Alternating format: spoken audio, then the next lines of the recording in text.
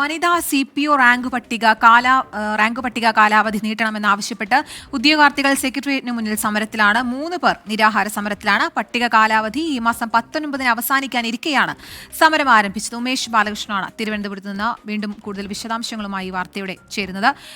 ഉമേഷ്, എന്തൊക്കെയാണ് ഇവർ ഉന്നയിക്കുന്ന ആവശ്യങ്ങൾ? ഇതിനകം എന്തെങ്കിലും തരത്തിലുള്ള ചർച്ചയോ മറ്റോ നടന്നിട്ടുണ്ടോ?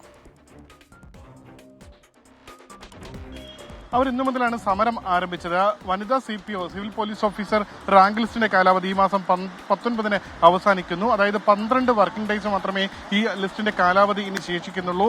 ഇവരെല്ലാം പോലീസ് ഉദ്യോഗസ്ഥരാകാൻ സിവിൽ പോലീസ് ഉദ്യോഗസ്ഥരാകാൻ വേണ്ടി മോഹിച്ച് ഫിസിക്കൽ പരീക്ഷ എഴുതി ഫിസിക്കലും പാസ്സായി ഈ റാങ്ക് പട്ടികയിൽ ഉൾപ്പെട്ടവരാണ്. പക്ഷേ ഈ റാങ്ക് പട്ടികയിൽ 900-ഓളം പേരെ ഉൾപ്പെടുത്തിയെങ്കിലും അതിൽ 200-ഓളം പേരെ മാത്രമേ നിയമിച്ചിട്ടുള്ളൂ. അതുകൊണ്ട് തന്നെ കുറച്ചുകൂടി കാലാവധി നീട്ടി നൽകണമെന്നുള്ള ആവശ്യമാണ് ഇപ്പോൾ ഇവർ പ്രധാനമായി ഇത്തരമൊരു സമരത്തിലേക്ക് കടക്കാൻ തീരുമാനിച്ചിരിക്കുന്നത്. അനിശ്ചിതകാല നിരാഹാര സമരം അത് 3 പേർ നടത്തും. ഒപ്പം ബാക്കിയുള്ളവരും ഈ സമരത്തിന്റെ ഭാഗമാവുന്നുണ്ട്. നിങ്ങളുടെ ആവശ്യം, നിങ്ങളിപ്പോൾ പറയുന്നത് പ്രകാരം പട്ടിക ലിസ്റ്റ് പ്രസിദ്ധീകരിച്ചു, പക്ഷേ കുറച്ചുപേരെ എടുത്തിട്ടുള്ളൂ അല്ലേ? അതെ, വളരെ കുറച്ചുപേരെ എടുത്തുള്ളൂ. കാരണം നമുക്കിപ്പം ഫസ്റ്റ് നമ്മുടെ തന്നെ ലിസ്റ്റിന് 1 ഇയർ കാലാവധിയാണുള്ളത്. അതിന്റെ ആദ്യത്തെ ബാച്ച് തന്നെ നമുക്ക് എടുക്കുമ്പോൾ 10th ഞങ്ങളുടെ ലിസ്റ്റിന്റെ 10ാം മാസം കാലാവധി ഇരിക്കുന്ന സമയത്താണ് നമ്മുടെ തന്നെ ഫസ്റ്റ് ബാച്ച് കയറുന്നത്. അതും വളരെ ചുരുങ്ങിയ ഫ്രഷ് വേക്കൻസി അവർ 213 നമുക്ക് കയറിയിരിക്കുന്നത്.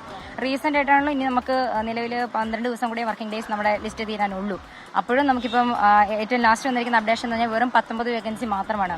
കേരള ചരിത്രത്തിൽ എനിക്കൊന്ന് WCPയുടെ ഒരു സെക്കൻഡ് ബാച്ച് 19 പേരുടെ ഒരു വേക്കൻസി എന്ന് പറഞ്ഞാൽ ആദ്യമായിട്ട് തന്നെ നമ്മൾ കേൾക്കുന്നതാണ്. നമുക്ക് കാലകാലങ്ങളായിട്ട് PSC എടുത്തിട്ടുള്ളതിൽ എങ്ങനെയാണെങ്കിലും ഒരു 10-600 അല്ലെങ്കിൽ ലാസ്റ്റ് നമുക്ക് നടന്നു പോയ ലിസ്റ്റൊക്കെയാണല്ലോ 816. അതിന് മുന്നിലൊക്കെയാണല്ലോ ഒരു വേക്കൻസി നമ്മുടെ ലിസ്റ്റിന്റെ നല്ലൊരു ബാച്ച് തന്നെ കയറി പോയിട്ടുണ്ട്. പക്ഷേ ഇത് ഏറ്റവും കുറഞ്ഞൊരു ശതമാനം മാത്രമാണ് ഞങ്ങളുടെ ലിസ്റ്റിൽ നിന്ന് കയറി പോയിട്ടുള്ളത്.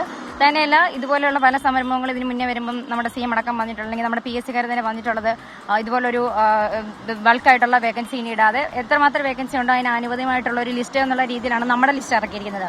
എന്നിട്ടും 967 പേരുള്ള ഈ ലിസ്റ്റിൽ നിന്ന് വളരെ 213 പ്ലസ് ഇപ്പം നമുക്ക് റീസെന്റ് ആയിട്ട് വന്നിരിക്കുന്ന 19 കൂടി ചേർത്താൽ സമരത്തിനൊപ്പം അപേക്ഷയോ മറ്റൊന്നും ഇല്ല. നമ്മൾ ഇതിന് മുന്നേ ആണെങ്കിലും എല്ലാ സെക്രട്ടേറിയറ്റിലും എല്ലാ മന്ത്രിമാരുടെ അടുത്തും കയറി ഇറങ്ങുമ്പോഴായിരുന്നു നമുക്ക് അവസാനമാണെങ്കിലും ബൾക്കായിട്ട് നിങ്ങൾക്ക് വേക്കൻസി തരാമെന്നുള്ളൊരു വിശ്വാസം നമുക്ക് തന്നുകൊണ്ട് നമ്മൾ ഇതുവരെ ഇറങ്ങിയിട്ടേ ഇല്ല. അതുകൊണ്ട് മാത്രമാണ് ഇത്രയും നാൾ നമ്മളൊരു പ്രതിഷേധമായിട്ടൊന്നും ഇറങ്ങാൻ.